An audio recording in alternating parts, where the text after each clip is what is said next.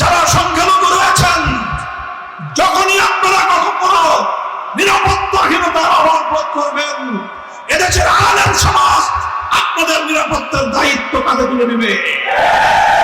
আমরা না ঘুমিয়ে আপনাদের ঘুমের ব্যবস্থা করবো ইনশাআল্লাহ। আমরা না খেয়ে আপনাদের মুখে আঘাত তুলে দেওয়ার চেষ্টা করবো ইনশাআল্লাহ। এটাই আমার নবীর আদর্শ, এটা ইসলামী খেলাফত ব্যবস্থার আদর্শ। সংগ্রামী তাওহীদি জনতা, আজ স্পষ্ট ভাষায় আমরা বলতে চাই, শেখ হাসিনার প্রতিশোধের রাজনীতি পরাজিত হয়েছে, তার বিভাজনের রাজনীতি পরাজিত হয়েছে।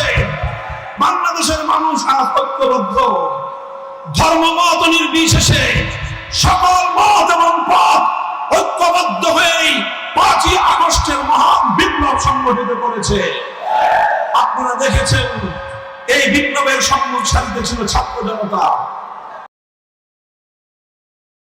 5ই আগস্টের বিপ্লবের পরে বিগত 1 মাসে গোটা বাংলাদেশের কোথাও কোন মন্দিরে হামলা হয় না, কোন হিন্দুর বাড়িঘর উৎপাত হয় নাই, কোন সংখ্যালঘুর ব্যবসা প্রতিষ্ঠানে হামলা চলে নাই। আওয়ামী লীগের কোন সন্ত্রাসীরা বাংলাদেশে ছিল না, এজন্য হিন্দুরা নিরাপদে ছিল। যুবলীগ ছাত্রলীগের হাতুড়ি বাহিনী হেলমেট নিচ্ছিল না বলে সংখ্যালঘুরা নিরাপদে ছিল।